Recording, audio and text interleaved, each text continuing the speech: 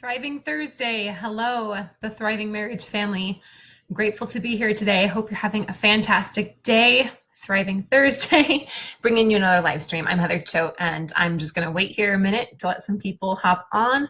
It always takes a little bit for Facebook to send the notifications out to everyone that we're live.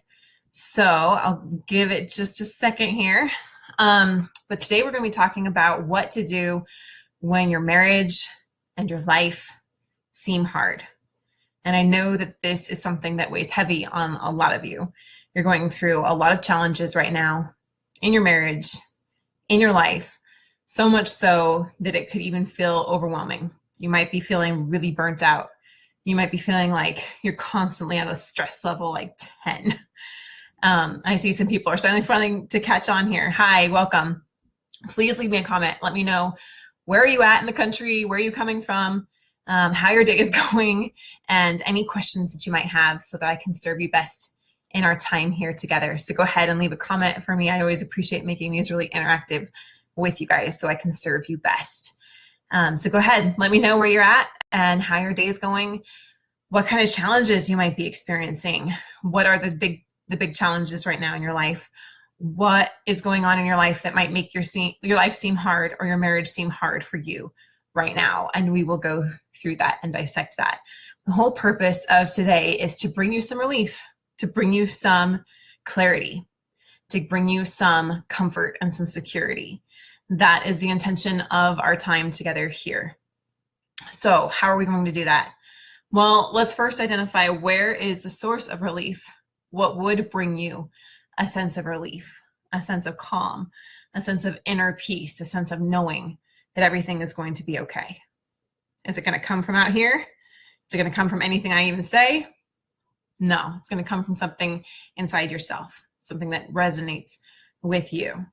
So I encourage everyone live with me now and those watching the replay to allow yourself to open up a little bit, allow your hearts to open up, allow your minds to open up. Sometimes when we're going through challenges, we clench ourselves off, we pinch ourselves off. We want to close up into a little ball. We want to retreat. We want to hide from the world.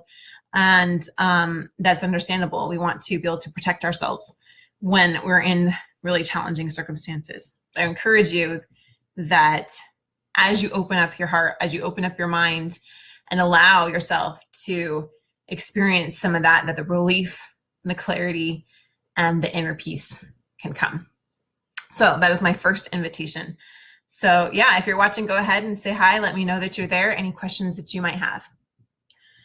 So what to do when your marriage and your life seem hard? All right, my friends, right off the bat, you're probably not going to like this one. I know I don't like it that much either when I first hear it, but that's okay. It's really, really truth.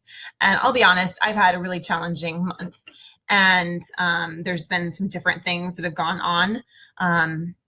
One being with my book being published didn't happen at the ideal circumstances or ideal time to me.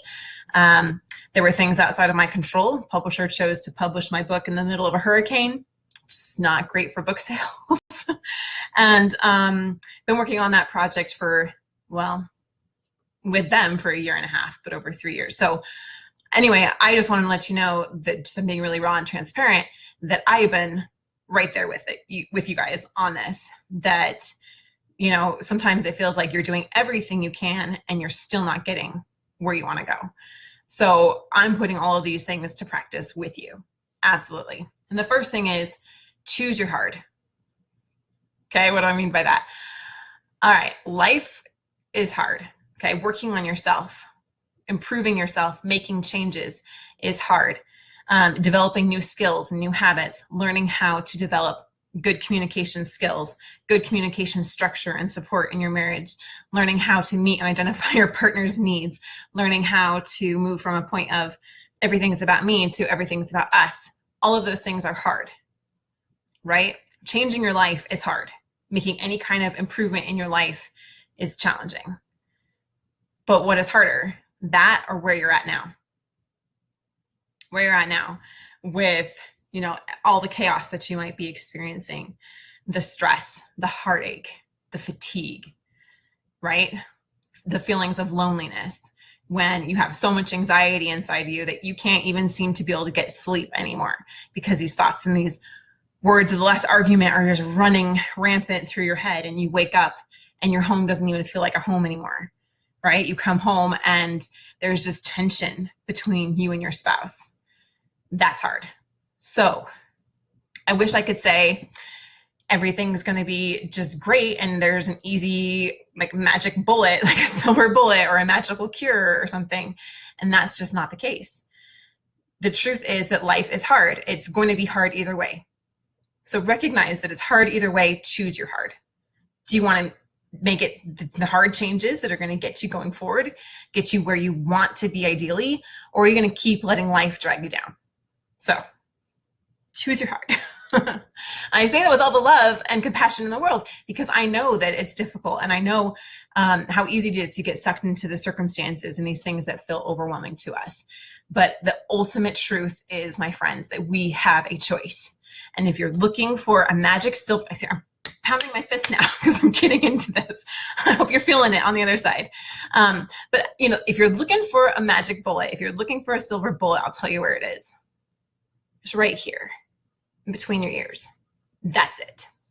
This is the only thing that we can control, and it is the most powerful tool that we have when we learn how to use it properly and learn how to use it in a way that moves us forward.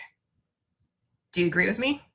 Leave me a comment. I see a couple of you watching, so let me know your thoughts. Choose your hard. What's harder? Staying stuck where you are, staying stuck in pain, staying stuck in frustration and fear, and letting all of these external circumstances make you feel like you're completely overwhelmed, or choosing to make some changes, choosing to use that power right there and that mindset that you have.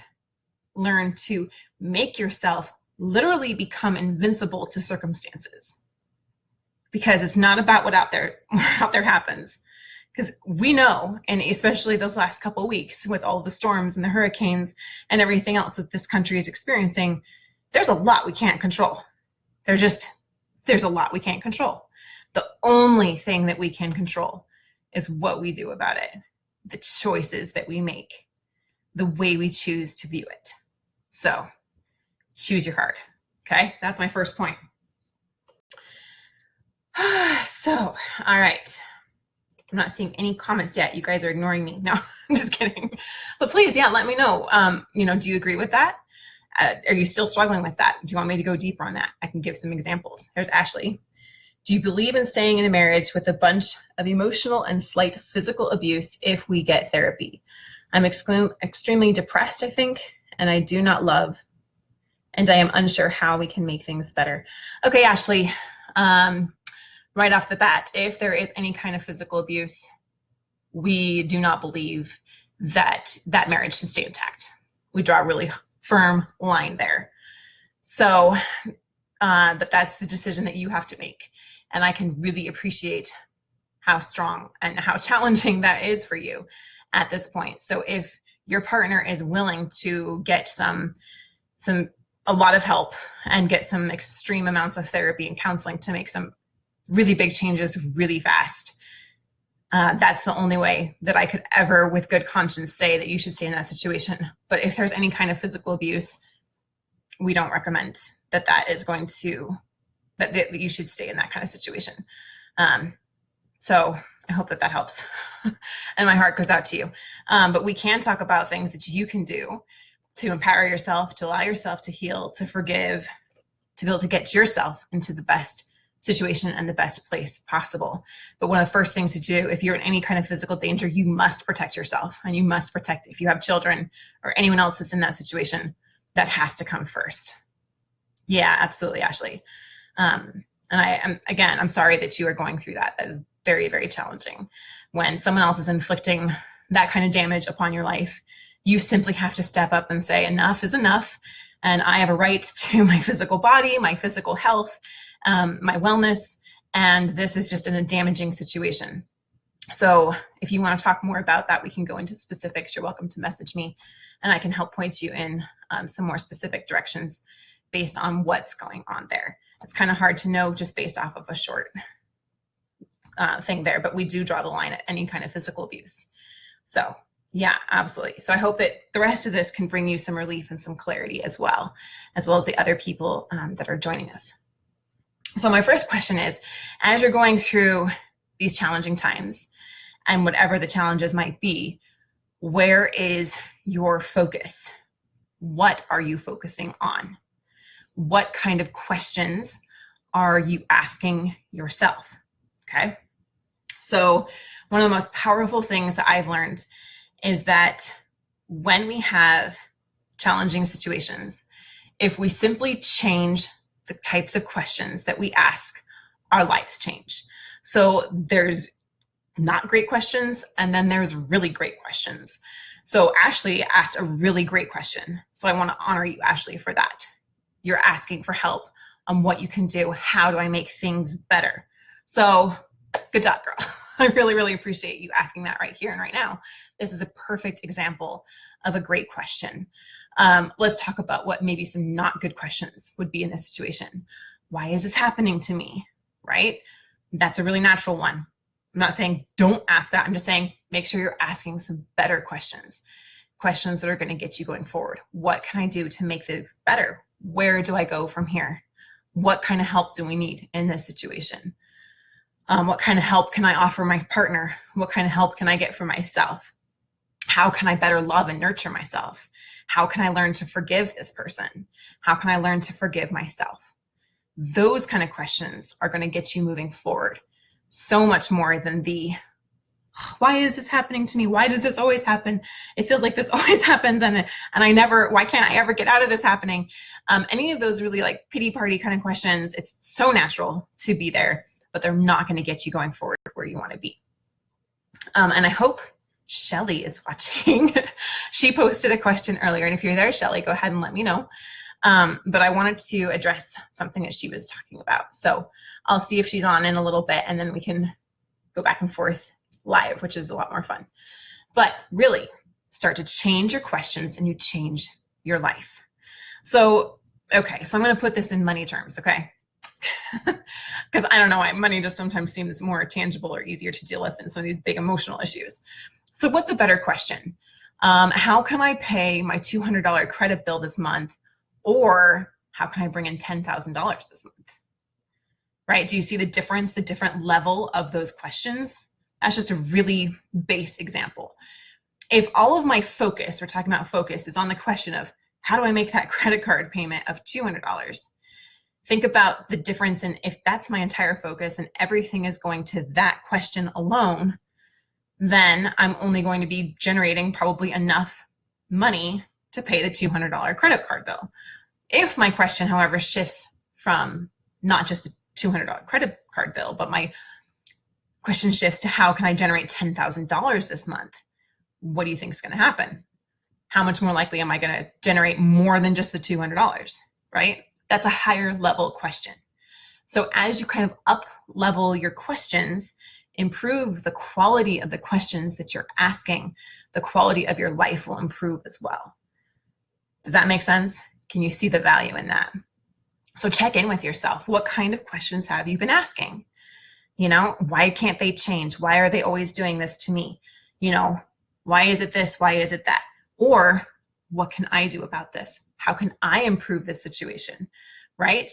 Where do I really want to be in my marriage? Where do I really, really want to be? Instead of a lower level question would be, how can I get my spouse to just appreciate me more, right? Or how can I get my spouse to stop arguing with me all the time? To where would I really love for my marriage to be? That's a higher level question. And with a higher level question, you're going to get higher level results in your life as you continue to ask yourself those same questions.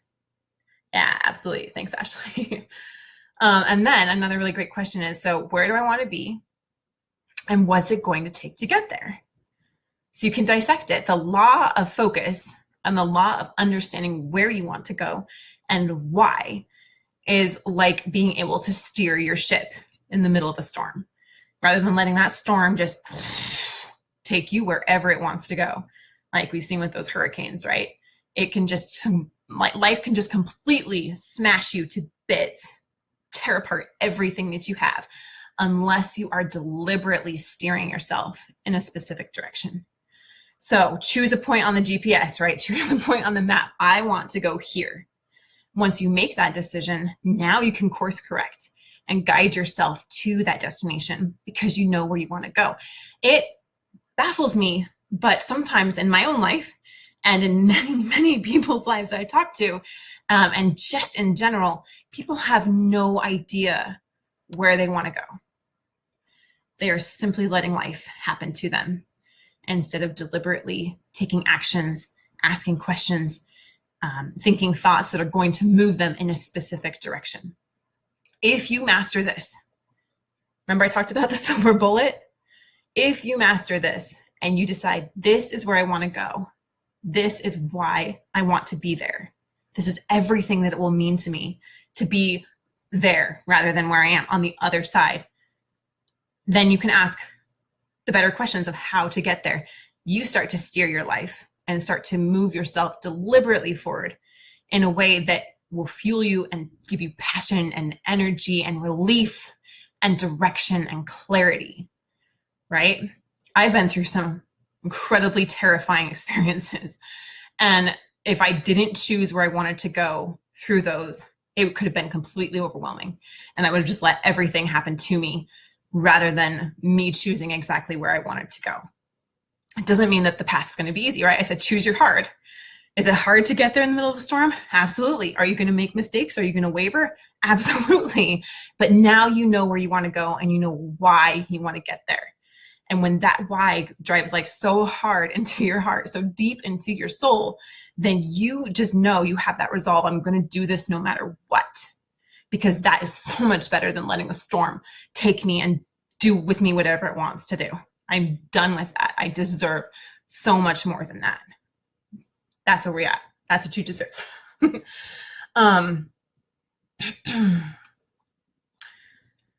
So yes, change your questions to change your life. I wrote some notes because this is a really big deal to me. And I want to make sure that I'm giving you guys the very best help and the very best guidance that I can. Absolutely. So that question, are you being deliberate in your actions, your energy, and your environment? And yeah, if not, then you're just being like that ship, letting life take you wherever it wants to. So some really good questions.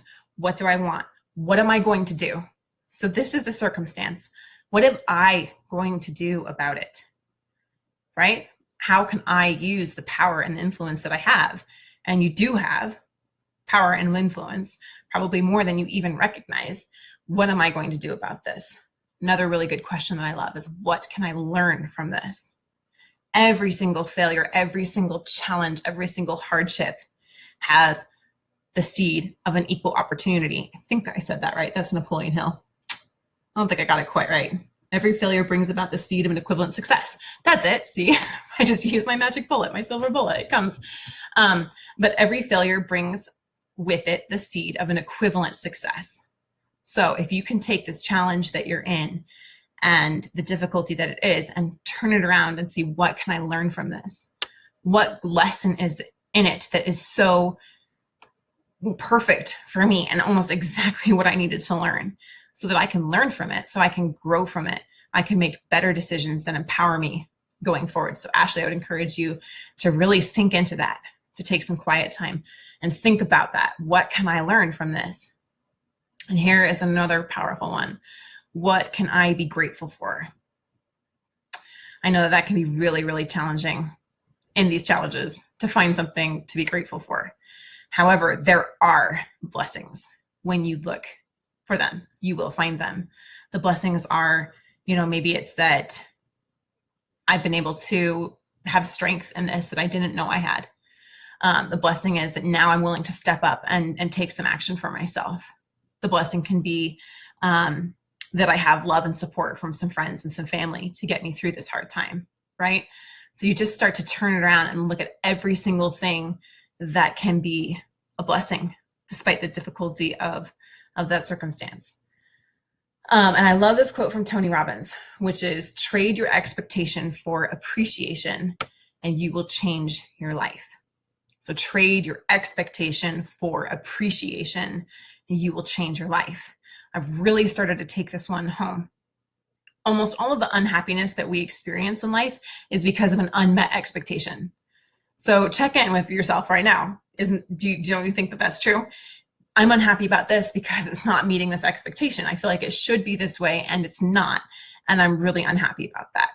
So if you take that expectation and you trade it for appreciation, can you see how that is absolutely going to start to change things, right? So I was going to use Shelly's example here. I'm not sure if she's on, but Shelly was asking, maybe I need to pull it up real quick. Shelly, if you're here, go ahead and leave it in the chat real quick. But I forgot to write it down. So I'm just going to go off of my memory. She was asking, what do I do when the changes that I'm trying to make, my husband doesn't recognize the changes that I'm trying to make? I think that was about it. So Shelly, let me know if I got that right or wrong if you're watching, and if not, then that's fine. We can catch up later. But she said, what do I do when the changes I'm trying to make, my husband doesn't recognize them?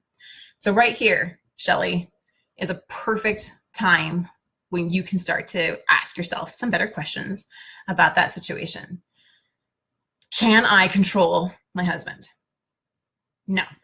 Can I make him see the changes that I'm making? No. Can I make him appreciate these changes that I'm making? No. So what can I do about this? Okay.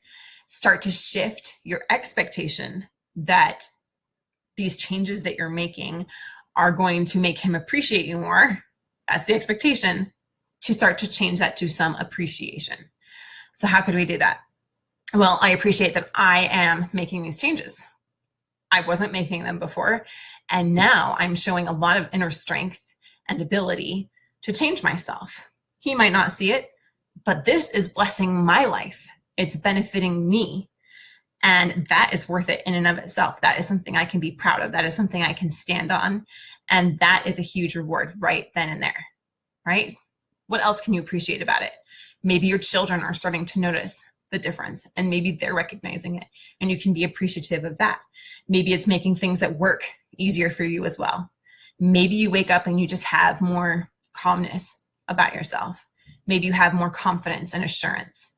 So recognize all of those things that you're doing right now that you can be appreciative of, right? So you're not getting the expected result, which is your husband's gratitude or appreciation right now, but you can appreciate the fact that you are doing everything you can in your power to make this right and to make your marriage happy and thriving. And that right there is something to be celebrated, because isn't that better than letting life just happen to you or not doing anything to improve your marriage? You can appreciate the fact that you're making some changes right now. So any other questions, guys? Go ahead and drop them in the comments. All right. I really love this one. And this is also passed down from Tony Robbins and probably others as well. But you can change your state. If you're feeling really, really tense, you're feeling a lot of stress, you can change your state by changing even your physiology. Okay, there's this thing that Tony Robbins does where, you hunch yourself forward, you put your eyes down, and, you kind of like slump, and how do you feel, right? Versus, and you can do this with me. You can do this with me. It's okay. I'm not gonna laugh at you. I can't even see you. You can see me then, so you can laugh at me. Or you sit up really tall and straight. You put your shoulders back. You breathe deeply.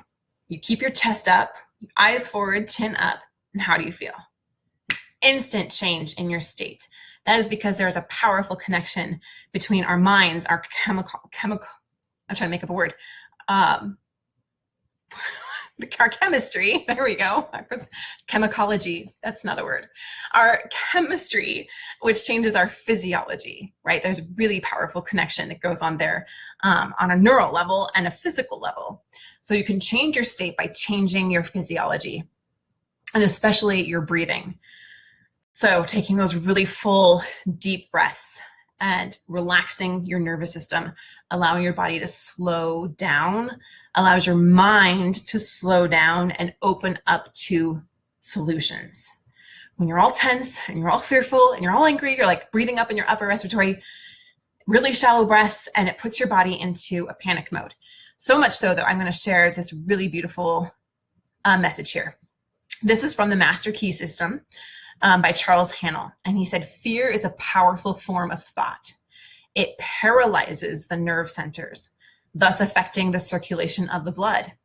This in turn paralyzes the muscular system, so that fear affects the entire body, the being, body, brain, and nerve, physical, mental, and muscular. Of course, the way to overcome fear is to be conscious of power. What is this mysterious vital force which we call power? We do not know, but then neither do we know what electricity is. But we do know that by conforming to the requirements of the law by which electricity is governed, it will be our obedient servant, that it will light our homes, our cities, run our machinery, and serve us in many useful capacities. And so it is with vital force. Although we do not know what it is, and possibly may never know, we do know that it is a primary force which manifests through living bodies, and that by complying with the laws and principles by which it is governed, we can open ourselves to a more abundant inflow of this vital energy, and thus express the highest possible degree of mental, moral, and spiritual efficiency. Ooh, I love that. Uh-oh, did I freeze the whole time? Oh no. Okay, let me know if that just totally froze up on everyone. I switched screens and I don't know if that worked or not. Dang. So let me know if I just totally cut out there for a little while. And I apologize if I did. So let me know. Oh no, okay, Shannon says no. Thank you. Good, because it was frozen on my screen. I didn't know what happened. Sometimes when I try new things, it doesn't always pan out great. But that's okay. All right, good. Tina says I still see it. Good. Hi, Tina. Good to see you, girl. So, wow, fear is a powerful form of thought, and it can literally paralyze your body, restricting your blood flow, and this inhibits your mental capacities. How do we reverse that? By tapping into that power that we have, which is, again, that silver bullet right here, our ability to choose deliberately, to breathe deeply. So breathe deeply with me right now. Like, let's just do it right now, because it feels really good if you do it. It looks silly, but it feels great. So just taking some deep breaths.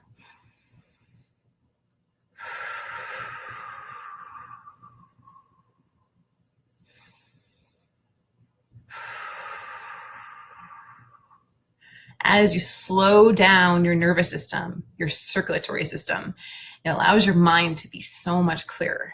And then in that space, you're better able to handle the challenges that you are experiencing. You'll be able to see solutions. You'll be able to relax yourself so that you can handle them much more effectively. I really love how it compared this to electricity. I don't honestly understand everything about electricity. I know what it does, and I get that we use it for everything.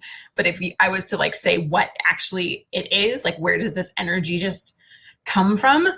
That's something that's like beyond my understanding, right? So it is with this vital force that we have. It's something that we can't even understand, but we can absolutely use it, use the laws that govern it, and harness it to our power, to allow us to be open to receiving inspiration, to receiving calmness, peace, love, clarity. So slow down your minds, slow down your bodies, and listen to what they're trying to tell you. They are powerful communicators. So nurture yourself throughout the entire process. If your mind is saying, I need a break, I need a nap. If your body is saying, I am run down, I need to go do something fun for a little while. Listen to that. Allow yourself to recharge. Make sure that you are taking care of you so that your cup is full, so much so that it overflows, and you are then able from that space to be able to better serve and help other people. How many of us are running around with empty cups? We're just going. So take some time to step back, slow down, think about what questions you're asking yourself. Ask yourself some better questions. Choose your hard, choose exactly where you want to go, and decide that it's worth it. And that's where you want to be. And take some time to nurture and love yourself along the way as we get there. So if anyone else has any other questions, go ahead and drop them in the chat box, and I'd be happy to answer them. I don't see anything else coming in for now. But I hope that you appreciated this. I enjoy, and it's my honor to serve you and help you as we overcome challenges, and we can use them to make us become even better than we were before. So love you guys. Hope you have a fantastic day and happy Thriving Thursday. We'll talk to you soon.